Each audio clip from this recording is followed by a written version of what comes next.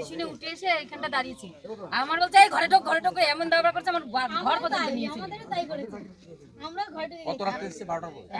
একটা 10 এদের বাড়ি যখন হয়েছে একটা 10, আমার বাড়িতে যখন হয়েছে 1:30টা। আর সঙ্গে পুলিশ তো নিশ্চয়ই ছিল। পুলিশ 4 ভ্যান মা মরা দায় ছিল। কখনো এই দৃশ্য এই এলাকায় পায়রাডাঙ্গা বা রানাঘাট এলাকায় কেউ দেখেছে? কোনোদিনও দেখিনি, এই আমাদের প্রথম জীবনের প্রথম এটা দেখলাম। মানে এইরকম দৃশ্য আমরা খবরে দেখেছি। হিন্দুদের ভোট দিতে দেবে না, আমি আপনাকে বারবার বলছি, কথাটা শুনতে খারাপ লাগছে। হিন্দুদের ভোট দিতে দেবে না। থাকা পলা কণ্ঠি টিকা শিখা এসব থাকলে ভোট দেওয়া যাবে না। হিন্দুদের ভোট দিতে দেবে না, সিগন্যাল ক্লিয়ার। সে হিন্দু তৃণমূলের হোক, সিপিএম এর হোক, আর বিজেপির তো কথাই নেই। স্যার তাহলে 26 সালে যদি ভোট হয়, বিধানসভা ভোট হয়, না না, এই ব্যবস্থা বদলাতে হবে। এইভাবে থাকলে না না, হবে আজকে না, তো কোনো স্যার। নির্বাচন কালকে নেই, আগামী 1.5 বছরের মধ্যে। এইভাবে- আমি আপনাদের কাছে এসেছি কেন? আমাদের আমি আপনাদেরকে নিয়ে রাজ্যপালের কাছে গেছি, ধর্ণা দিয়েছি, রাষ্ট্রপতি মহোদয়া এবং ইলেকশন কমিশনকেও জানানোর জন্য মেল করেছি, তাদের টাইম চেয়েছি। টাইম দিলে আপনাদের নিয়ে যাব আমি এখানে যারা অত্যাচারিত হয়েছে। আমি আজকে আপনাদের কাছে এসেছি কেন? যাতে ভবিষ্যতে এই জিনিস বন্ধ হয়, চিরতরে বন্ধ হয়। সেটাই আমরা ছেড়ে দিলে তো এসি রুমে বসে কাটিয়ে দিতাম। এই প্যাচ প্যাচে গরমে কেন আসতে? আপনারা বা দুপুরবেলা বিশ্রামের সময় বেরিয়েছে কেন আমার সঙ্গে কথা বলছেন? যে আমাদের আপনারাও চান এটা বন্ধ হোক। এটাই তো আমরা চাই। গণতান্ত্রিক দেশ, বাবা সাহেব আম্বেদকর ভোটাধিকার দিয়ে গেছে। সব দল প্রচার করবে, ভোটের দিন ভোটারদের দিন, যাকে পছন্দ হবে মানুষ তাকে সমর্থন করবে। গুন্ডা গর্দি জোর করে ভোট নেওয়া, আটকে দেওয়া, রাত্রি 1:40-এর সময় তারা বাড়িতে ঢোকে চোর ডাকাত ছাড়া কোনো ভদ্রলোক ঢোকে পাড়ায়? এইভাবে 3টে দরজা ভেঙে দিয়ে গেছে, ওর মা কাঁদছে। এটি কি স্বাধীন দেশ নাকি? আর আশেপাশের লোক সবাই ভয়ে শক্ত আছেন তো? হ্যাঁ আছে। কি টাকা বলছে কেন বাকি? এই ব্যবস্থার পরিবর্তন চান তো? হ্যাঁ আমরা চাই চাই অবশ্যই। রাধে রাধে। লড়াই আমাদের চলছে, চলবে দাদা। আমাদের বাড়ি প্রথম থেকে বলছে যে কখন রাত্রে? রাত 12টা 6-এর সময় ঢুকেছে। আপনি দরজা খুলে দিলেন? না আমি দরজা খুলি না, বলছে গেট খুলুন। আমি বলছি কেন এত রাত্রে তোমরা কারা, কে এসছো? বলছে কে এসছে এদিকে আসো কাকিমা দেখো। আমি বলছি না আমি দরজা খুলবো না, আমাদের ঘরে কোনো পুরুষ ছেলে নেই, আমরা মা মেয়ে দুজন আর নাতিপুতি বেড়াতে এসেছি, ওদেরকে নিয়ে রয়েছি। বলছে দরজা খোলো, গেট খোলো। আমি বলছি না আমি গেট খুলবো না। পরে বলছে যে গেট খুলবো না, আমি বলছি না। তখন ঠিক আছে বলে কাছে আসো। আমি বলছি কাছেও যাবো না, দূরের থেকেই বলো, যা বলার বলো।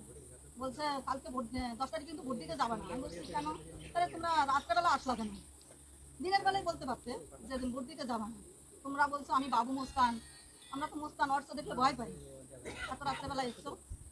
বলছে ঠিক আছে যদি ভোট দিতে যাও তাহলে তুমি সারা শাড়ি পরবা, তোমার যত নাতিপুতি আছে, আমার 4টে নাতিপুতি আছে, বলছে ওর সব শিশুকে মার্ডার করে দেবো। আমি বলছি এসব কি বলছো তুমি? তোমরা সংখ্যা ওরা? ওরা 5-7 জন ছিল। রাস্তা জল ছিল সেদিন। তারপরে আমি বলছি কেন আমার শিশুরা কি করেছে? গণতন্ত্র হিসাবে আমি একজন, আমাকে মারতে পারো, আমার স্বামী আছে নাকি পশ্চিমবঙ্গে? ডায়মন্ড হারবার, ঘাটালের কেশপুর, জয়নগরের ক্যানিং ট্যানিং আমরা দেখলাম হিন্দু গ্রামগুলোকে সব আটকে জঙ্গি জেহাদিরা ভোট করে নিয়েছে। এই 4টে উপনির্বাচনে দেখলাম যে সিপিএম এর হিন্দু, তৃণমূলের হিন্দু, বিজেপির হিন্দু তো আছেই, কাউকেই ভোট দিতে দেয়নি। হিন্দু হলে ভোট বন্ধ। একটাও সংখ্যালঘু বুথে কিন্তু এই জিনিস হয়নি, কারণ সেখানে তারা 100-র মধ্যে 99টা ভোট পায়। যত আপনাদের মানে আমাদের এই হিন্দু বুথগুলোতে এটা হয়েছে, এটা বাজে ট্রেন্ড। এটা রুখতে গেলে যদি আপনি ইন্ডিভিজুয়াল কমপ্লেন করতে নাও চান, আমাদের অঞ্চল নেতৃত্ব, পঞ্চায়েতের প্রধান উপপ্রধান মেম্বাররা আপনারা মেল করে গাংনাপুর থানা থেকে ভারত সরকারের ইলেকশন কমিশন অফ ইন্ডিয়াকে পুরো ঘটনা নথিভুক্ত করা দরকার আছে আপনাদের। কারণ আলটিমেটলি রাষ্ট্রপতি মহোদয়া বা ইসিআই করার পরে প্রয়োজন হলে ভবিষ্যতে যাতে আমরা ভোট দিতে পারি, পশ্চিমবঙ্গের লোক ভোট দিতে পারে, হিন্দুরা ভোট দিতে পারে, তার জন্য আমাদেরকে ব্যবস্থা নিতে হবে। নইলে 26 সাল আর 17-18 মাস বাকি ভোটের, বিধানসভার ভোটে। এইটা তো রানাঘাট দক্ষিণটা তো গোটা পশ্চিমবঙ্গে হবে। আগের দিন রাত্রে পুলিশ রাস্তা দেখিয়ে দিবে, ওরা বাড়িতে এসে হামলা করবে। পরের দিন সকালবেলা এজেন্টদের যাওয়ার রাস্তায় দাঁড়িয়ে বলবে তুই বাড়ি ফিরে যা, নইলে মেরে দেবো। তারপরেও যে এজেন্ট বাড়িতে ঢুকে যাবে তার ঘরে 20টা গুন্ডা গিয়ে বলবে তোর মেয়েকে মেরে দিচ্ছি, তোর বউকে মেরে দিচ্ছি, তোর মাকে মেরে দিচ্ছি, তুই পালিয়ে আয় বুথ থেকে। তখন তার কাছে দল ভোট বড় কথা নয়, তখন তার কাছে তার স্ত্রীর ইজ্জত, তার বাচ্চার প্রাণ, তার মায়ের প্রাণ বড় জিনিস। সে তখন বেরিয়ে চলে আসছে বুথ থেকে। এবং তাদের যে উদ্দেশ্য সফল হয়ে যাচ্ছে, তারা রিগিং ছাপ্পা মেরে আপনার ভোট নিয়ে নিচ্ছে। এই জিনিস 26-এও করবে।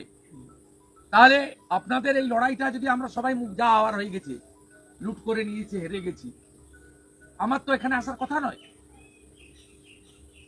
কারণ আমি তো প্রোগ্রাম করবেন, আসবো, মঞ্চে উঠবো, বক্তৃতা করব, সাংবাদিক সম্মেলন করব, চলে যাব।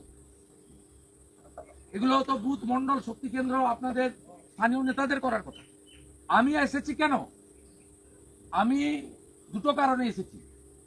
এই 4টে ভোটের উপনির্বাচনে মমতা ব্যানার্জির পার্টি জেতেনি, মানুষের জনমত প্রতিফলিত হয়নি। ছাপ্পা রিগিং করে ভোটে জিতেছে, জয় প্রকৃত জয় নয়। এইটা পশ্চিমবঙ্গের মানুষের কাছে আজকে এই বার্তাটা পৌঁছে দেওয়ার জন্য। বিজেপির কাছ থেকে মানুষ সরে যায়নি, মানুষের ভোটাধিকার, হিন্দুদের ভোটাধিকার ছিনিয়ে নেওয়া। আর দ্বিতীয় আমার কাছে যেটা সবচেয়ে বড় অ্যালার্মিং, 26-এ যদি মমতা ব্যানার্জিকে তাড়াতে না পারি, তৃণমূলকে না তাড়াতে পারি, পশ্চিমবঙ্গ হিন্দুদের হাত থেকে চলে যাবে। বিজেপির হাতে নেই, থাকবে না, তা বয়ে গেছে। তার জন্য কি দিল্লিতে সরকার গঠন আটকে যাবে, না ভারত চালানো আটকে যাবে? যাবে না। আমরা হিন্দুরা আর পারবো না লড়তে, আমরা আর লড়তে পারবো না। আর এই যদি প্র্যাকটিস হয়, এমনিতে সংখ্যালঘু অধ্যুষিত 80-85টা বিধানসভা কেন্দ্র আছে, যেখানে আপনি জিততে পারবেন না, ওরা ভোট দেয় না, দেবেও না।